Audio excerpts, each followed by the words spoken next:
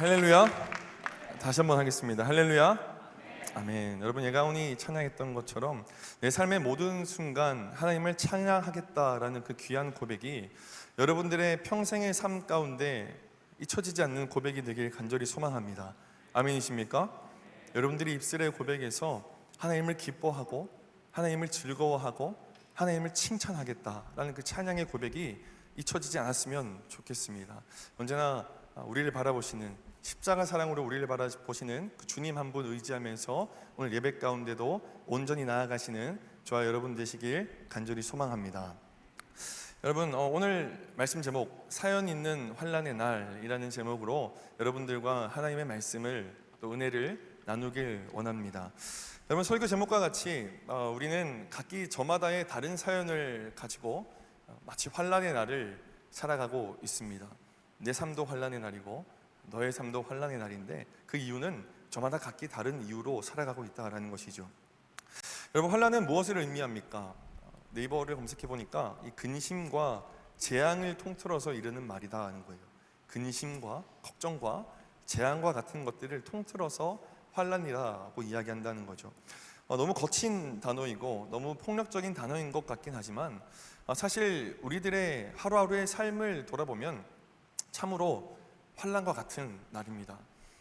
마음 편한 일들보다는 많은 문제들과 많은 선택들과 많은 걱정들이 우리의 삶을 수도 없는 이유들로 채우고 있고, 또 그것이 쌓이고 쌓여 마치 재앙과 같이 몰려올 때, 내가 그것을 손쓸 수 없는 상황 가운데까지 그것들이 걱정, 근심과 문제들이 쌓여져 나갈 때, 그럴 때가 너무나 많이 있죠. 그럴 때면 우리는 어떻게 해야 할지 몰라서 낙담하고 좌절하고 방황한다라는 것입니다. 요셉의 대학생들은 대부분 이제 내일부터 개강하는 것으로 알고 있습니다. 또 새로운 학기를 맞이하게 되었고, 또 그 속에서 학업을 진행할 거고, 또 새로운 관계도 이어질 것이고, 또 새로운 수많은 경험들도 있는 마음으로 또 설레는 기대를 가지고 나아갈지 모르지만, 당장 일주 지나고 다음 주 지나고 하면 넘치는 과제와 또 넘치는 팀플로 인하여서 스트레스 받고 또 내 삶이 어떻게 굴러가는지 모를 정도로 환난의 시간을 보내게 된다라는 겁니다. 그러면 이렇게 각자의 사연들, 경제적인 불안, 또 관계의 붕괴, 또 마음의 고립, 우리 청년들은 각자의 삶의 자리에서 살아남기 위해서 치열하게 몸부림치지만 정작 마음 한켠은 몸부림칠수록 허전함을 느낄 때가 참으로 많이 있습니다. 그런 상황 가운데 세상은 우리에게 방법을 하나 제시하고 있습니다. 너 인생 가운데 환난의 날을 걸어가고 있니? 내가 방법을 하나 알려줄게. 세상이 말하는 방법이 무엇입니까? 각자도생입니다. 각자도생입니다. 여러분, 각자도생이 무엇입니까? 조선왕조실록에 처음 등장하는 단어로 이 임진왜란이나 이 정묘호란과 같이 국가적인 위기, 또 사회적인 위기 속에서 그로 인해서 발생되는 개개인들의 위기 속에 그 상황 가운데 그 누구도 그 개인에 대한 책임을 지어줄 수 없기 때문에, 책임져줄 수 없는 상황이기 때문에 백성들이 스스로 살아남아야 한다라고 이야기를 하고 있는 겁니다. 그래서 그 환난의 날 때에 스스로 살 길을 찾아가라라고 이야기를 하고 있다는 거죠. 여러분, 사실 곰곰이 생각해 보면 인정할 수밖에 없는 대비책인 것 같습니다. 환난의 날 가운데 각자 도생하는 것이 사실은 나도 그렇게 살고 있고 인정할 수밖에 없는 위기 대처법이라는 거예요. 여러분, 그러나 정말 이 방법이, 이 각자 도생이라는 방법이, 각자 내 살 길을 찾아서 떠나는 방법이 이 환난의 날에 우리가 취할 수 있는 가장 좋은 방법인가?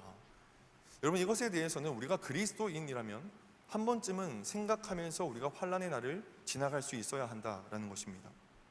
이런 상황에 대한 이야기를 오늘 함께 룻기 이야기를 통해서 나눠보려고 합니다. 오늘 본문 앞에 이야기를 잠깐 나누려고 해요. 오늘 본문의 룻기 배경 또한 환난의 날이었습니다. 환난의 날이요. 본문 1절은 이렇게 시작합니다.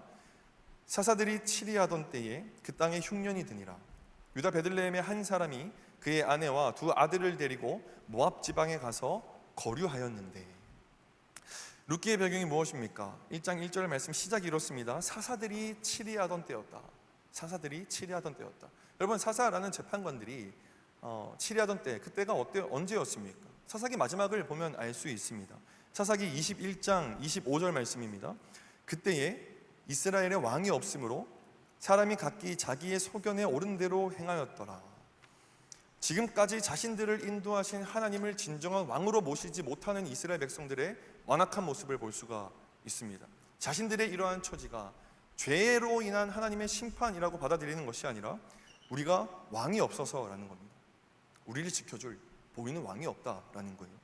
그래서 이렇게 약한 존재로 우리가 살아가고 있고 동네 북과 같이 우리가 주변 강대국에 의해서 당하고 있다라는 겁니다. 그 강대국을 보니까 있는 것이 무엇입니까? 왕이라는 것이죠.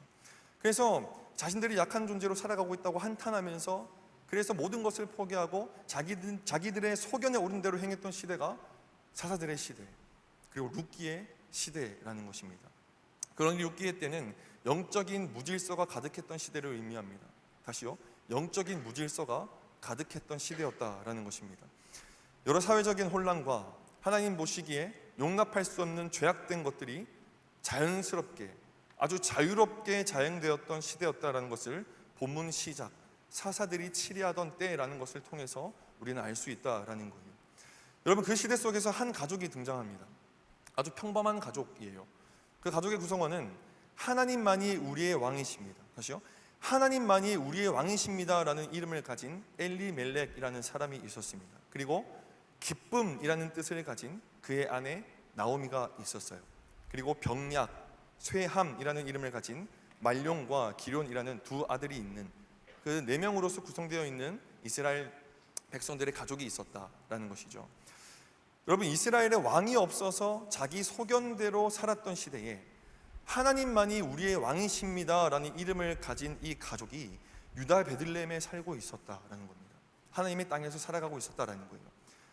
여러분, 사사기를 읽어보면 하나님께서는 범죄한 이스라엘 백성들을 심판하시고 다시금 돌아오길 원하시는 마음으로 항상 주변의 이방 국가들을 이용하셔서 심판하신 것을 우리는 사사기를 통해서 알 수 있습니다.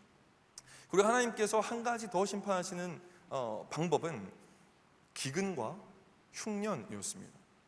기근과 흉년이요. 여러분, 이 백성이 베들레헴에 살 때에 유다 백성들의 잘못된 행동들로 인해서 유다 백성들의 잘못된 판단들로 인하여서 하나님의 심판이 기근으로 가득히 임했던 시대였다라는 겁니다. 근데 여러분, 그런 상황 가운데 엘리멜렉은, 하나님만이 나의 왕이십니다라는 이름을 가진 엘리멜렉은 그 이름의 의미에 걸맞게 약속의 땅에서 주님을 부르짖고 주님께 회개하고 주님을 붙잡으며 나아갔어야 했는데, 여러분, 이 엘리멜렉은 그렇게 하지 못했습니다. 그래서 강 건너에 흉년과 기근이 들 때에 강 건너에 원수와 같은 모압에 찾아가게 된다라는 거예요. 여러분, 1절 말씀을 보면 잠시 그 흉년과 기근을 피해서 거류하려고 들어갔다라고 이야기합니다. 거류라는 단어를 사용해요. 그런데 2절 말씀을 보면 거기에 살게 되었다라고 이야기를 합니다. 그리고 4절 말씀을 보면 그곳에 10년 동안 정착했다라고 이야기를 합니다. 여러분, 그리고 그곳에서 두 아들이 이방 며느리까지 얻게 되었습니다. 무엇을 의미하고 있습니까? 이방 문화 그 삶에 온전하게 동화되어서 살아갔다라는 겁니다. 여러분, 하나님의 땅을 떠난 가족은 결국 비극을 맞게 됩니다. 나오미의 남편 엘리멜렉이 죽고요, 그 나오미의 두 아들 말론과 기럨도 죽음을 맞이합니다. 유다 백성이 가장 중요하게 여겼던 남자가 그 가족 가운데 다 사라졌다라는 거예요. 나오미의 상황을 놓고 중대한 결정을 합니다. 나오미는 중대한 결정을 해요. 어떤 결정을 하냐면 그 두 며느리를 보고, 이방 며느리를 보고 어떤 결정을 하냐면 각자 도생해라 라고 이야기를 합니다. 각자 도생해라. 너네는 모압 땅으로 가라. 여러분, 그러자 두 며느리는 울며 불며 싫다고 합니다. 어머니와 함께 가겠다라고 이야기를 하죠.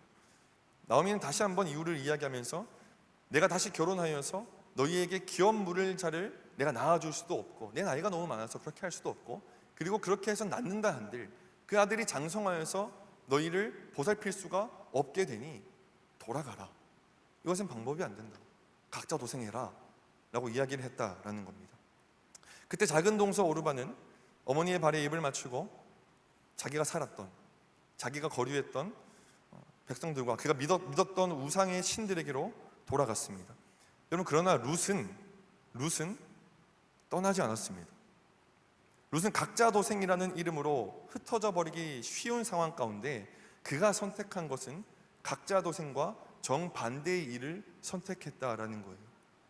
환란의 날에 룻이 붙잡았던 정반대의 두 가지 가치에 대해서 우리가 함께 이야기를 나눠보려고 합니다. 첫 번째는, 여러분, 룻은 환란의 날에 사랑을 붙잡았다라는 겁니다. 환란의 날에 사랑을 붙잡았습니다. 여러분, 15절에서 17절까지의 말씀 제가 읽도록 하겠습니다. 나오미가 또 이르되, 보라, 내 동서는 그의 백성과 그의 신들에게로 돌아가나니 너도 너의 동서를 따라 돌아가라 하니, 룻이 이르되, 내게 어머니를 떠나며 어머니를 따르지 말고 돌아가라 강권하지 마옵소서. 어머니께서 가시는 곳에 나도 가고 어머니께서 머무시는 곳에서 나도 머물겠나이다. 어머니의 백성이 나의 백성이 되고 어머니의 하나님이 나의 백성이 되시리니 어머니께서 죽으시는 곳에서 나도 죽어 거기 묻힐 것이라. 만일 내가 죽는 일 외에 어머니를 떠나면 여호와께서 내게 벌을 내리시고 더 내리시기를 원하나이다 하는지라. 아멘. 여러분, 각자 도생하라는 이 시어머니의 말에 룻의 대답은 감사합니다 라고 이야기하는 것이 아니라 같이 가겠습니다, 돌아가라 하지 마십시오, 내가 어머니와 같이 머물고 싶습니다, 더 나아가서 어머니 죽는 곳에서 내가 함께 죽길 원합니다 라는 고백을 하고 있다라는 겁니다. 여러분, 그리고 마지막에는 내가 어머니를 떠나면 여호와께서 내게 벌을 내리시길 원한다 라고 이야기하고 있어요. 내가 어머니를 떠나면 여호와께서 내게 벌을 내리시길 원한다라는 거예요. 여러분, 이 표현을 사용하면서 당시 유대인들이 하나님과의 언약된 관계 속에서 맹세했던 표현들을 사용하면서 그것을 넘어서 내가 어머니를 떠나면 하나님께서 벌을 더 내려주시기를 원한다라고 얘기하면서 그 사랑을 표현하고 있다라는 겁니다. 여러분, 어떤 마음입니까? 사랑의 마음이죠. 사랑의 마음입니다. 여러분, 방금 읽은 이 표현 그대로 가지고 이 시어머니에게 룻이 이야기한 것이 아니라 사랑하는 연인에게 했다라고 생각을 해보십시오. 사랑하는 여인에게 룻이 시어머니에게 했던 고백을 했다라고 생각해 보라는 것입니다. 여러분, 최고의 사랑의 표현 아닙니까? 요즘 결혼식 보니까 서로 작성해온 이 서약서를 이제 작성을 해서 많은 사람들 앞에서 그 서약을 맹세하는 시간을 가지더라고요. 여러분, 그때 이 구절을 사용한다 생각해 보면 너무나 뭉클하고 너무나 감동적이고 너무나 아름다운 표현 그 자체라는 것입니다. 여러분, 이방 여인 룻은 어떻게 모압 땅으로 각자 도생하여 돌아간 이 작은 동서 오르바와 이 정반대인 전혀 다른 선택을 할 수 있었던 걸까요? 어떻게 룻은 정반대의 선택을 할 수 있었냐라는 겁니다. 여러분, 그것은 단순히 이 첫째 며느리에 대한 책임감이었을까요? 둘째는 돌아가고 첫째인 내가 남아서 어머니를 잘 보살펴야 되지, 그 책임감일까요? 아니면 가족애였을까요? 우리는 한 가족이니까 내가 지켜야지 라는 생각으로 이런 표현을 했냐라는 겁니다. 여러분, 룻이 이 시아버지도 없고 이 남편도 없는 상황 가운데서 이 과부 시어머니와 이 이스라엘을 들어가는 것은 오늘날 우리들의 표현으로 따지면요, 좀 거친 표현으로 죽으러 가는 행위입니다. 시아버지도 없고 내 남편도 없는 상황 가운데 내 시어머니도 과부이고 나도 과부이고 심지어 어머니는 베들레헴의 사람이고 나는 모압 땅 사람 아닙니까? 그들과 원수된 지역에서 태어나고 자란 사람이라는 거예요. 그런데 그 시어머니 나오미와 같이 그 베들레헴으로 돌아간다라는 것은 죽으러 가는 행위라는 거예요. 낯선 땅에서 이방인으로 평생 사회적으로 소외받는 사람으로 살아가야 하고 경제적 불안정을 이겨나가야 하고 미래의 보장은 전혀 이루어지지 않습니다. 그러니 스스로 펼쳐질 모든 인생에 대한 환란의 날을 자처하는 선택이라는 거예요. 지금도 환란의 날인데 그곳에 들어가면 더 큰 환란의 날이라고 생각할 수 있게 된다라는 것입니다. 여러분, 그러한 상황 가운데 룻이 사랑으로 시어머니와 함께 다가가는 것을 선택할 수 있었던 이유는 여러분, 가족애가 아니고 책임감도 아니었고 바로 헤세드의 사랑이었습니다. 헤세드의 사랑이요, 하나님의 언약의 사랑이었다라는 겁니다. 여러분, 언약에 기반한 다함 없는 사랑을 가지고 있었기 때문에 룻은 나오미와 함께 가겠다라고 선택할 수 있었다라는 거예요. 여러분, 헤세드의 사랑은 이렇습니다. 상황이나 감정에 따라서 변화하는 사랑이 아닙니다. 결코 어떤 것으로 인하여서 흔들리지 않는 사랑을 의미한다라는 거예요. 그리고 자기의 유익을 추구하지 않고, 잘 기억하십시오, 자신의 유익을 추구하지 않고 상대방의 생명을 책임지는 사랑입니다. 상대방의 생명을 책임지는 사랑이에요. 그리고 하나님께서 언약 백성에게 베푸시는 신실함에서 비롯되어지는 사랑, 이것이 바로 헤세드의 사랑이라는 것입니다.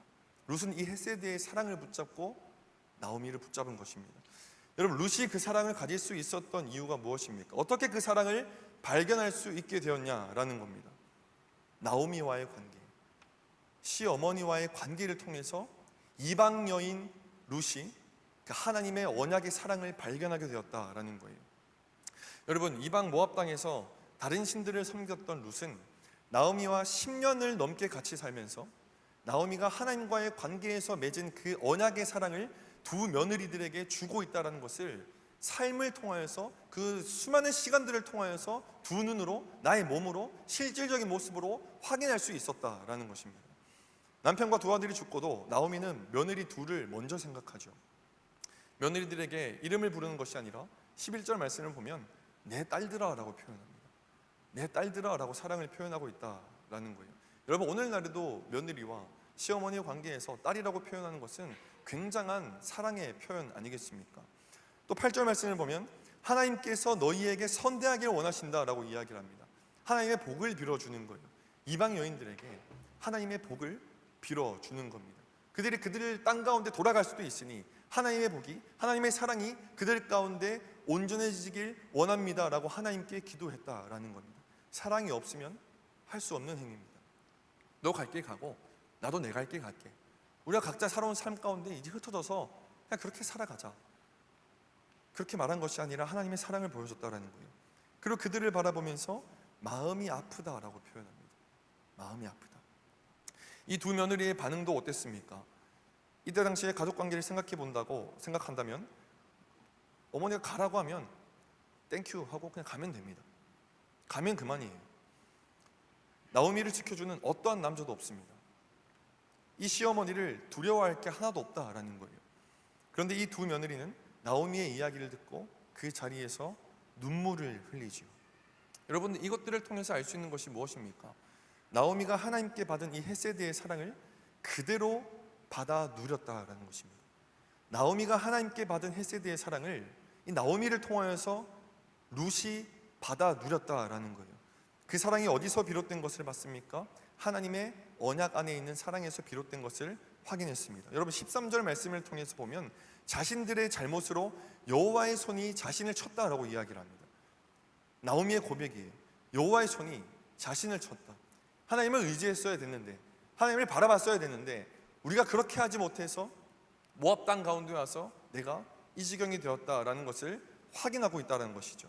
그리고 베들레헴에 들어가서도 마찬가지입니다. 사람들이 네가 어쩌다가 이 꼴이 되었냐라고 나오미에게 이야기합니다. 여러분, 그런데 나오미는 그 어떠한 상황 속에서도 약속의 하나님을 원망하는 모습을 보이고 있지 않습니다. 룻은 그 나오미의 모습을 옆에서 다 지켜보고 있었던 겁니다. 그 신실한 사랑의 관계를 봤다라는 것이죠. 여러분, 나오미의 삶을 통해서 드러난 사랑이 룻을 바뀌게 했고, 하나님을 바라볼 수 있는 길을 만들었고, 또 그 사랑이 나오미와 함께 갈 수 있는 선택을 할 수 있게 만들었다라는 것입니다. 그리고 그 여인의 입에서 이러한 귀한 고백이 나올 수 있었습니다. 어머니의 하나님이 나의 하나님이 되길 원합니다. 어머니의 백성이 나의 백성이 되길 원합니다 라는 그 귀한 고백이 그 사랑을 확인함을 통하여서 고백할 수 있게 되었다라는 것이죠. 즉, 룻은 기근 가운데 모압 땅으로 피해온 나오미의 삶 가운데 그 역사하신 하나님을 보았고, 끝까지 나오미를 붙드는 하나님을 보았고, 또 환난 가운데서도 하나님의 사랑으로 며느리들을 심지어 아끼며 섬기는 모습을 보면서 그 하나님 때문에 자신도 환난 시대 가운데 이방 여인이지만 하나님을 선택하고 시어머니를 선택할 수 있었다라는 것입니다. 여러분, 룻이 나오미에게 무엇을 의지할 수가 있었습니까? 다시 이야기하지만 남편이 있었습니까? 뭐가 있었습니까? 아비와 어미와 고향을 다 버리고 떠나야 하는 게 룻의 상황이었습니다. 자신의 모든 고향에 어머니와 아버지, 내 재산을 다 버리고 떠나야 하는 게 룻의 입장이었다라는 거예요. 여러분, 이 모습을 보면 이 창세기 말씀에 아브라함과 또 야곱의 모습이 떠오릅니다. 여러분, 이들도 모든 것을 두고 떠나야 했습니다. 아브라함도 고향과 친척과 아비와 그 모든 땅을 버리고 하나님의 땅으로 떠났어야 했다라는 것이죠. 야곱도 마찬가지입니다. 기근을 맞아서 애굽 땅으로 나아갈 때 모든 것을 두고 떠나야 했습니다. 여러분, 그래도 아브라함과 야곱 그리고 구약의 수많은 선대들은 하나님께서 보여주신 별들이 있었고, 하나님께서 들려주신 음성이 있었고, 하나님께서 보여주신 환상이 있었다라는 겁니다. 그런데 여러분, 오늘 룻은 어떻습니까? 룻은 그런 환상도, 그러한 꿈도, 그러한 보여주심도 없었습니다. 오직 그 사랑을 확인하면서 며느리 룻이 어머니 나오미를 바라보면서 오직 믿음으로 하나님을 선택하고 그 사랑을 선택할 수 있었다라는 거예요. 여러분, 우리가 환난의 날에 가져야 하는 이 사랑의 모습이 바로 이 룻의 사랑의 모습입니다. 여러분, 어떤 사랑의 모습입니까? 여러분, 때문에의 사랑이 아니라 까지의 사랑이라는 겁니다. 환난의 날 가운데 지나갈 때 우리에게 필요한 사랑은 때문에의 사랑이 아니라 까지의 사랑이라는 거예요. 세상은 누군가의 필요 조건을 충족시키거나 좋은 여건이 만들어질 때 사랑합니다. 사랑한다라고 표현한다라는 거예요. 다시 베들레헴에 돌아갔을 때 우리 시어머니가 집은 있는지, 안정은 보장되어 있는지, 먹고 살만은 한지, 그 땅 가운데 재산은 확보되어 있는지, 그 요인들 때문에 사랑하는 것. 여러분, 우리가 환난의 날에 이러한 생각으로 선택하면서 그것 때문에 사랑하고 있는 모습이 우리 마음 가운데 있지는 않습니까? 각자의 사연을 가지고 환난의 날을 살아가는 그 상황 가운데 우리가 가지고 있는 사랑은 각자 도생하면서 내 필요 따라서 그것 때문에 어떤 지체를 사랑하고, 그것 때문에 권력을 사랑하고, 그것 때문에 돈을 사랑하면서 그렇게 선택적으로 사랑하고 살아가고 있지는 않냐라는 거예요. 그래서 사랑을 주고받는다 하면서도, 내가 사랑한다라고 이야기를 하면서도, 그러면서도 우리는 불안해합니다. 환난의 날 가운데 너무나 불안해합니다. 사랑한다 이야기하지만 그 사랑이란 단어가 때로는 불안하게 만든다라는 거예요. 왜 그렇습니까? 이 사랑의 조건들이 때로는 바뀌고 상실하고 잃어버릴까 봐 노심초사합니다. 그래서 온전한 마음으로서 누군가에게 사랑한다 이야기하고 그렇게 이야기하지만 터놓을 수도 없는 관계, 그런 관계로서 나아갈 수도 있다라는 것이죠. 나의 이러한 조건들 때문에 내가 사랑하니까 다른 사람도 이러한 조건 때문에 나를 사랑하지는 않을까. 여러분, 그러나 하나님의 사랑을 한번 생각해 보십시오. 여러분, 하나님의 헤세드의 사랑을 생각해 보라는 것입니다. 최악의 날들을 보낼 때에 하나님의 사랑이 찾아옵니다. 여러분들 가운데 하나님의 사랑을 느껴본 사람들 인생 가운데 생각해 보십시오. 하나님께서 언제 여러분들께 찾아가셔서 사랑한다 말씀해 주시고 그 사랑의 언약을 확증하셨냐라는 겁니다. 여러분들이 기쁠 때나 여러분들이 신앙적으로 아주 성숙했을 때, 성장했을 때도 하나님께서 물론 찾아가 주셔서 사랑한다 말씀하시지만, 내가 죄악 가운데 넘어져서, 내가 아무것도 할 수 없는 상황 가운데 넘어져서 저 구석탱이에 박혀서 허우적거리고 있을 때 하나님께서는 그곳까지도 찾아오셔서 나에게 사랑한다 말씀하는 분이시다라는 겁니다. 여러분, 나오미의 모습을 보십시오.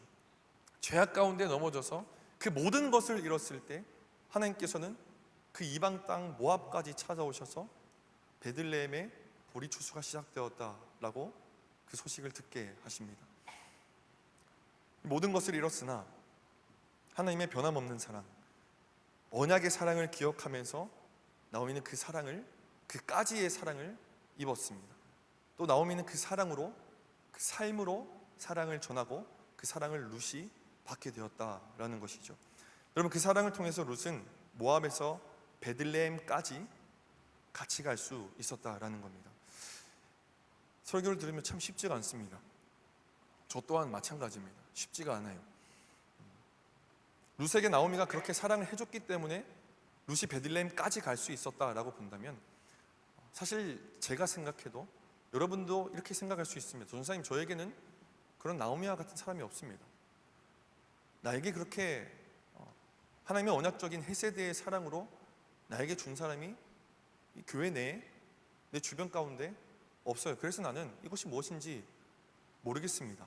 그래서 나는 그 때문에의 사랑은 좀 편하지만 그까지의 사랑은 아직 너무나 힘듭니다 라고 생각되는 청년들이 있을 줄로 압니다. 여러분, 그럴 때에 주님의 사랑을 다시 한 번 더 기억해 보십시오.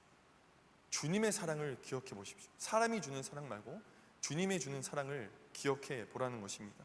우리가 여전히 죄인 되었을 때에 십자가로 자신의 사랑을 주님께서는 확증해 주셨습니다. 혹여나 나에게 모질게 굴었던 사람들이 있을지라도 내가 그것까지 사랑할 수 있게 되길 간절히 소망합니다. 사랑하는 청년 여러분, 오늘날 환난의 날 나오미의 모습과 룻의 모습 둘 다 기억하길 바랍니다. 둘 다 기억하길 바래요. 내 전인격적인 삶을 통해서 드러나는 하나님의 사랑이 누군가에게 진정 하나님을 믿게 하는 믿음의 시작점으로 나아갈 수 있다는 겁니다. 또 우리가 환난의 날을 걸어갈 때에 나도 별 볼 일 없고 나도 아무것도 가지고 있지 않은 선한 것 하나 없는 존재이지만 사랑으로 다가가고 사랑으로 표현하고 사랑이 전부라는 마음으로 하나님의 마음으로 실천하는 저와 여러분 되길 간절히 소망합니다. 여러분, 다음은 룻은 환난의 날에 연합했습니다.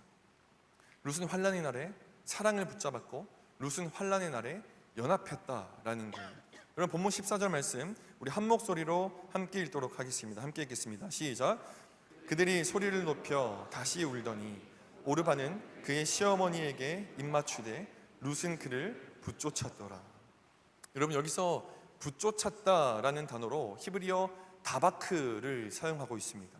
여러분, 이 다바크라는 단어는 이 창세기 2장 24절에서 남자가 부모를 떠나 그 아내와 연합하여서 한 몸을 이룰지로다라는 구절에서 이 연합하다라는 단어에서 파생되어진 단어입니다. 여러분, 룻이 나오미를 붙여줄 수 있었던 이유는 무엇입니까? 즉, 룻이 나오미를 연합할 수 있었던 이유가 무엇이냐라는 겁니다. 우리는 앞에서 살펴봤죠. 무엇이 그를 그렇게 행동하게 만들었습니까? 나오미의 사랑이었고 하나님의 헤세드의 사랑이었고 나오미는 하나님을 믿음으로 선택했기 때문이었다라는 거예요. 여러분, 룻은 나오미와 연합함으로써 하나님의 백성 공동체에 연합하기를 원했습니다. 여러분, 그래서 결국 이 연합을 통해서 다윗 왕의 혈통이 열리고 그리고 이 혈통을 통하여서 메시아 예수 그리스도의 계보가 시작되게 된다라는 거예요. 제가 부모의 집을 떠나서 5월 달에 결혼식을 올리기 전에 제가 담임 목사님을 배웠을 때의 일입니다. 많은 좋은 말씀과 충고와 또 조언을 해주셨지만 그 중에 제가 가장 기억 남는 말이 무엇이냐면 연합한다라는 것은 버리는 것입니다 라는 거예요. 이제 한 몸이 되어서 연합한다라는 것은 이제 내가 가진 것을 하나하나 버리는 것입니다. 이제는 서로가 버리는 연습을 하십시오 라고 말씀을 해주셨습니다. 저는 그 한 문장을 아직까지도 마음에 새기고 있습니다. 여러분, 그렇습니다. 우리가 버리지 않고는 사랑할 수 없고 우리가 버리지 않고는 연합할 수가 없습니다. 내 손에 내가 가져야 하는 모든 것들을 쥐고는 절대로 사랑할 수 없고 연합할 수가 없습니다.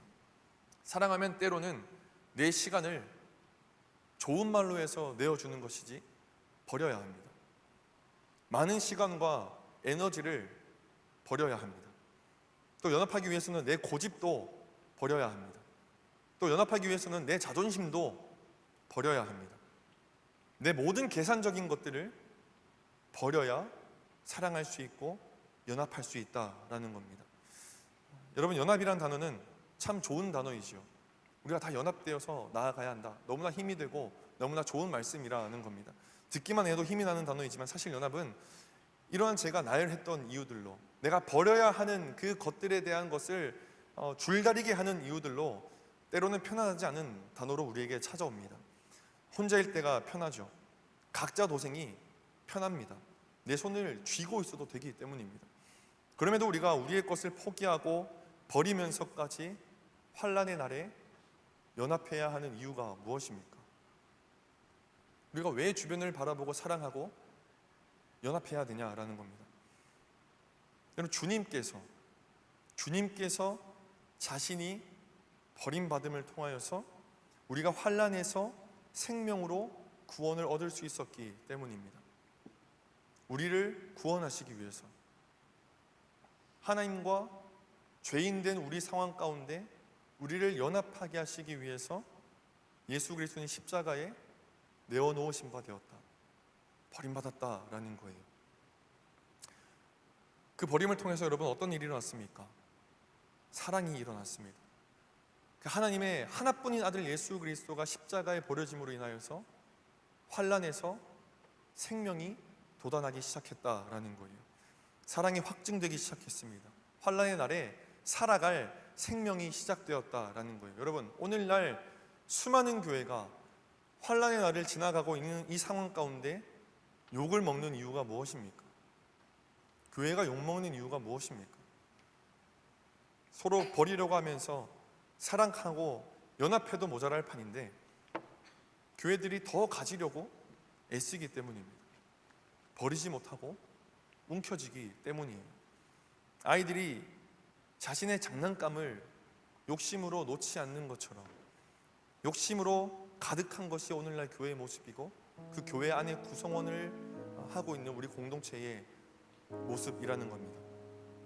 교회 안에서도 각자 도생으로 나의 신앙만이 중요하고 주변의 환난의 날은 내 옆에 공동체가 이름 모를 공동체가 환난의 날이 지나갈 때 그거는 사실 신경 쓰이지도 않고 나도 힘든 날을 지나가고 있으니까 나의 환난만이 해결되는 것에 두 손 움켜쥐면서 주님의 이름을 부르짖으면서 그렇게 각자 도생의 길로 그렇게 혈안되어 나아가는 것이 저의 모습이기도 하고 여러분들의 모습이기도 하다라는 거예요.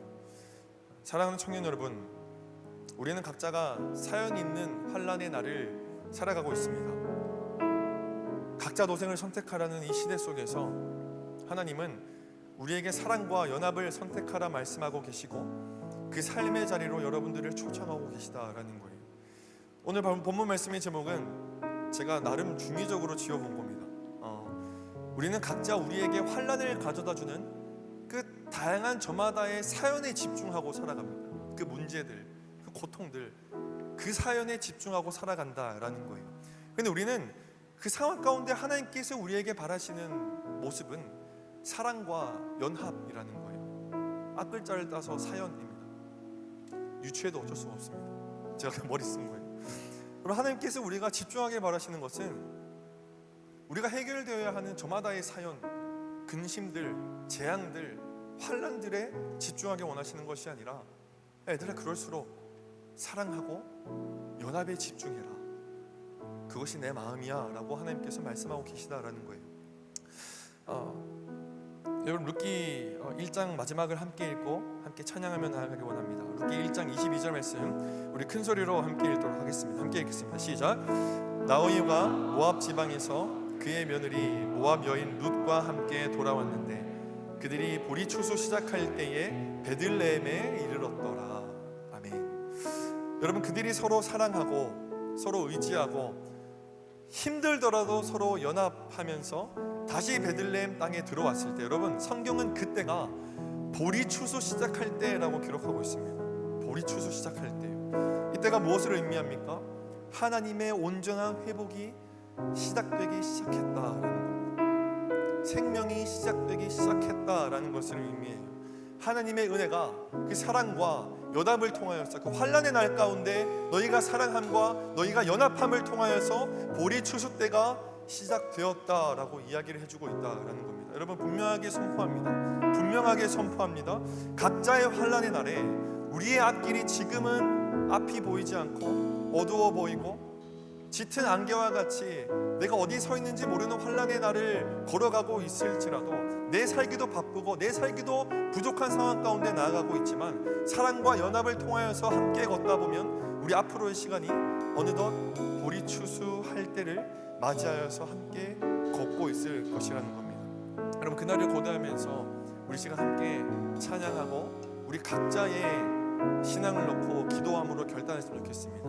여러분, 이 찬양 저도 처음 부르는 찬양인데요, 이 가사에 집중했으면 좋겠어요. 가사에 집중하면서 함께 찬양하도록 하겠습니다.